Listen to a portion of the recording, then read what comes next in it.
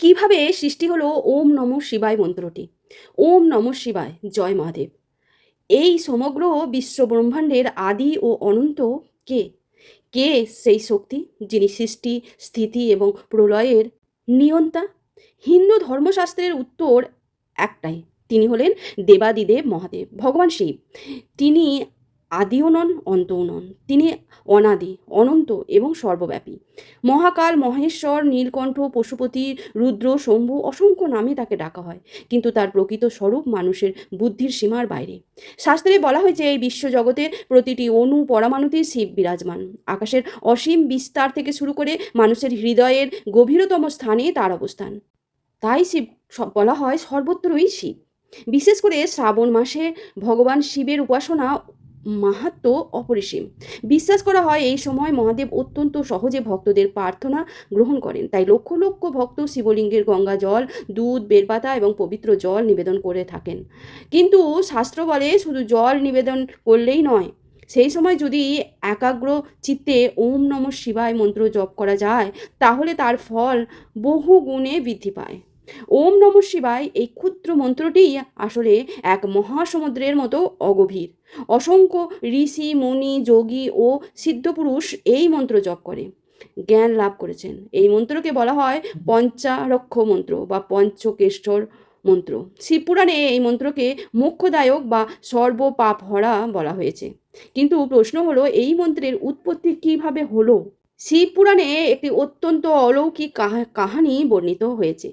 একসময় ভগবান ব্রহ্মা এবং ভগবান বিষ্ণুর মধ্যে তর্ক শুরু হয়, কে শ্রেষ্ঠ, কে অধিক শক্তিশালী। এই নিয়ে দুজনের মধ্যে বাকবিতণ্ডা দেখা দেয়। ঠিক সেই সময় আকাশ বাতাস কাঁপিয়ে এক অসীম জ্যোতির্ময় স্তম্ভ আবির্ভূত হয়। সেই স্তম্ভের না ছিল শুরু, না ছিল শেষ। ব্রহ্মা হংসরূপ ধারণ করে ওপরের প্রান্ত খুঁজতে লাগলেন এবং বিষ্ণু বরাহরূপ ধারণ করে নিচের প্রান্ত অনুসরণ করতে লাগলেন। হাজার হাজার বছর অনুসন্ধান করেও তারা সেই জ্যোতির্লিঙ্গের শেষ বা শুরু খুঁজে পেলেন না। অবশেষে সেই জ্যোতির্ময়ী স্তম্ভের মধ্য থেকে আবির্ভূত হলেন মহাদেব। তখন ব্রহ্মা ও বিষ্ণু উপলব্ধি করলেন যে তাদের থেকেও ঊর্ধ্বে এক সর্বশক্তিমান পরম সত্তা বিদ্যমান। সেই সময় তারা মহাদেবকে সৃষ্টির রহস্য জানতে অনুরোধ করেন। মহাদেব তখন জানান যে সমগ্র সৃষ্টির জগৎ পাঁচটি মৌলিক তত্ত্বের ওপর প্রতিষ্ঠিত। এই পাঁচ তত্ত্ব হলো সৃষ্টি, পালক, সংহার, তিরোভাব এবং অনুগ্রহ। সৃষ্টি অর্থাৎ জন্ম, পালক অর্থাৎ রক্ষা, সংহার অর্থাৎ ধ্বংস, তিরোভাব অর্থাৎ আচ্ছাদন বা লয় এবং অনুগ্রহ অর্থাৎ মুক্তি প্রদান। মহাদেব আরও বলেন, এই পাঁচ তত্ত্বই প্রকৃতির পাঁচ মহাভূত রূপে প্রকাশিত হয়েছে। ক্ষিতি বা পৃথিবীর, অপ বা জল, তেজ বা অগ্নি, মরুত বা বায়ু এবং ব্যাম বা আকাশ। এই পাঁচ উপাদান দিয়েই গঠিত হয়েছে সমগ্র বিশ্ব ব্রহ্মাণ্ড এবং মানুষের শরীর। এরপর মহাদেব তার পাঁচ মুখের রহস্য প্রকাশ করলেন, পূর্ব, পশ্চিম, উত্তর, দক্ষিণ এবং মধ্যস্থ। এই পাঁচ মুখ থেকেই প্রকাশ পায় পাঁচটি দেবীয় শক্তি। শাস্ত্রে এই পাঁচ মুখের নাম হলো সদ্যজাত, বামদেব, অঘোর, তৎপুরুষ এবং ঈশান। ঈশান মুখ থেকে প্রথম যে ধ্বনি হয়, ধ্বনির জন্ম নেয়, সেটি হলো ওং। এই ওং ধ্বনি কেবল একটি শব্দ নয়, এটি সমগ্র সৃষ্টির মূল কম্পন। বিজ্ঞানীরা যেমন বলেন মহাবিশ্বে এক মহাবিস্মরণ থেকে সৃষ্টি হয়েছে, তেমনি শাস্ত্র বলে সৃষ্টির সূচনার প্রথম যে শব্দধ্বনি হয়েছিল তা হলো ওং। এই ওং ধ্বনির মধ্যেই ব্রহ্মা, বিষ্ণু এবং মহেশ্বরের সম্মিলিত শক্তি বিদ্যমান। এরপর মহাদেব পাঁচ মুখ থেকে প্রকাশিত হয় পাঁচটি অক্ষর, ন, ম, শি, বা, অ। এই পাঁচ অক্ষর একত্রিত হয়ে সৃষ্টি হয় মহামন্ত্র নমঃ শিবায়। ন প্রতিনিধিত্ব করে পৃথিবীর তত্ত্বকে, এটি স্থিরতা, ধৈর্য এবং শক্তির প্রতীক। ম প্রতিনিধিত্ব করে জল তত্ত্বকে, এটি প্রেম, করুণা এবং পবিত্রতার প্রতীক। সি প্রতিনিধিত্ব করে অগ্নিতত্ত্বকে, এটি অজ্ঞান দূর করে জ্ঞানের আলো জ্বালায়। বা প্রতিনিধিত্ব করে বায়ুতত্ত্বকে, এটি প্রাণশক্তি ও গতির প্রতীক। অ অন্ত্যস্ত এইটি প্রতিনিধিত্ব করে আকাশতত্ত্বকে, এটি অসীমতা ও মুক্তির প্রতীক।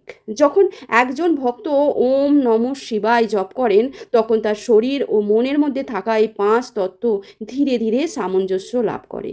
শিবপুরাণে বলা হয়েছে, একবার দেবর্ষি নারদ মহাদেবকে জিজ্ঞাসা করেছিলেন, কলিযুগে মানুষের মুক্তির সবচেয়ে সহজ উপায় কী? তখন মহাদেব উত্তর দিয়েছিলেন, কলিযুগের যিনি যিনি ভক্তি ভরে ওম নমঃ শিবায় জপ করবেন, তিনি অজস্র পাপ থেকেও মুক্তি লাভ করবেন। এটাই হলো কলিযুগের মন্ত্র। মহাকাণ্ডে ঋষির কাহানিতে আমরা এই মন্ত্রের শক্তি দেখতে পাই। মাত্র 16 বছর আয়ু নিয়ে জন্মেছিলেন মার্কাণ্ডেয়, কিন্তু তিনি অটল ভক্তি ভরে শিব মন্ত্র জপ করতে থাকেন। নির্ধারিত দিনে যখন যমরাজ তার প্রাণ নিতে আসেন, তখন মার্কাণ্ডেয় শিবলিঙ্গকে আঁকড়ে ধরে ওম নমঃ শিবায় জপ করতে থাকেন। ভক্তের আর্তনাদ শুনে স্বয়ং মহাদেব শিবলিঙ্গ থেকে আবির্ভূত হন এবং যমরাজকে প্রতিহত করেন। এরপর তিনি মার্কাণ্ডকে চির যৌবন ও দীর্ঘায়ু বর প্রদান করেন। আবার সমুদ্র মন্থনের সময় যখন হলাহল বিষ উৎপন্ন হয়, তখন সেই ভয়ঙ্কর বিষের তাপে সমগ্র বিশ্ব ধ্বংসের মুখে পড়েন। দেবতা ও অসুর সবাই আতঙ্কিত হয়ে মহাদেবের শরণাপন্ন হন। তখন মহাদেব সেই বিষ পান করে নিজের কণ্ঠে ধারণ করেন এবং নীলকণ্ঠ নামে পরিচিত হন। এটা তো আমরা সবাই জানি মহাদেবের কথা। সেই সময় দেবতারা একসঙ্গে ওম নমঃ শিবায় জপ করে মহাদেবকে প্রণাম করেছিলেন। এই মন্ত্রের মাধ্যমেই তারা মহাদেবের প্রতি আত্মসমর্পণ প্রকাশ করেছিলেন। মহাভারতে অর্জুনও কঠোর তপস্যা করে মহাদেবকে সন্তুষ্ট করেছিলেন। তার তপস্যার মূল ভিত্তিও ছিল শিবনাম। মহাদেবের প্রসন্ন হয়ে তাকে প্রতান্ত্র প্রদান করেন। এই কারণেই বলা হয়, শিবের নামের মধ্যে দিয়ে শক্তি রয়েছে যা অসম্ভবকেও সম্ভব করতে পারে। ওম নমঃ শিবায় জপের আধ্যাত্মিক উপকারিতা অসীম। এই মন্ত্র মনকে শান্ত করে, ভয় দূর করে, নেতিবাচক চিন্তা কমায় এবং আত্মবিশ্বাস বৃদ্ধি করে। ধীরে ধীরে মানুষের চিত্ত ঈশ্বরমুখী হয়ে ওঠে। যারা নিয়মিত এই মন্ত্র জপ করেন, তাদের মধ্যে এক বিশেষ মানসিক স্থিরতা জন্ম নেয়। জীবনের দুঃখ, কষ্ট, ব্যর্থতা ও অপমান তাদের সহজেই বিচলিত করতে পারেন না। যোগ শাস্ত্রে বলা হয়েছে, এই মন্ত্র জপ করলে শরীরের সূক্ষ্ম শক্তি কেন্দ্র বা চক্রগুলো ধীরে ধীরে জাগ্রত হয়। বিশেষত আজ্ঞা চক্র এবং সহস্রা চক্র সক্রিয় হতে শুরু করে, যার ফলে মানুষের অন্তর্দৃষ্টি বৃদ্ধি পায়। শ্রাবণ মাসে এই মন্ত্রের ফল আরও বেশি বলে মনে করা হয়, কারণ এই মাসে মহাদেবের প্রিয় মাস বলেই মনে করা হয় এই মাসকে। পুরাণের মতে সমুদ্র মন্থনের সময় হলাহল বিষ পান করার পর দেবতারা শ্রাবণ মাস জুড়ে মহাদেবকে জল নিবেদন করেছিলেন, যাতে তার কণ্ঠের জ্বালা প্রশমিত হয়। সেই থেকে শ্রাবণ মাসের জলাভিষেকের প্রথা শুরু হয়। ভক্তি ভরে শিবলিঙ্গে জল ঢালতে থাকলে যদি ওম নমঃ শিবায় বলা যায়, জপ করা যায়, তাহলে জীবনের নানা বাধা দূর হয় বলে বিশ্বাস করা হয়। তবে মনে রাখতে হবে, এই মন্ত্র কেবল ইচ্ছা পূরণের মাধ্যমে নয়। এর প্রকৃত উদ্দেশ্য হলো আত্মার শুদ্ধি এবং পরমাত্মার সঙ্গে সংযোগ স্থাপন। যখন কেউ সম্পূর্ণ নিষ্ঠা ও ভক্তি ভরে ওম নমঃ শিবায় জপ করেন, তখন ধীরে ধীরে তার অহংকারের ক্ষয় হতে থাকে। তিনি উপলব্ধি করেন যে এই পৃথিবীর সব কিছু ক্ষণস্থায়ী, একমাত্র শিবই চিরন্তন। সেই উপলব্ধিই হলো প্রকৃত মুক্তি। তাই শাস্ত্র বলে, হাজার যজ্ঞ, লক্ষ্য এবং দান এবং অসংখ্য তীর্থযাত্রা থেকেও অধিক ফল পাওয়া যায় যদি কেউ নিষ্ঠা ভরে মহাদেবের এই পবিত্র মন্ত্র জপ করে। আজও হিমালয়ের গুহায়, কাশীর ঘাটে, কৈলাসের পাদদেশে এবং অসংখ্য মন্দিরে কোটি কোটি ভক্ত একসঙ্গে উচ্চারণ করেন ওম নমঃ শিবায়। এই মন্ত্র শুধুই একটি শব্দ নয়, এটি আত্মার জাগরণের পথ, একটি ভক্তির পথ, জ্ঞানের পথ এবং মুক্তির পথ। যে হৃদয়ে এই মন্ত্র ধ্বনিত হয়, সেখানে ভয় থাকে না, অন্ধকার থাকে না, হতাশা থাকে না, সেখানে বাস করে স্বয়ং মহাদেব নিজে।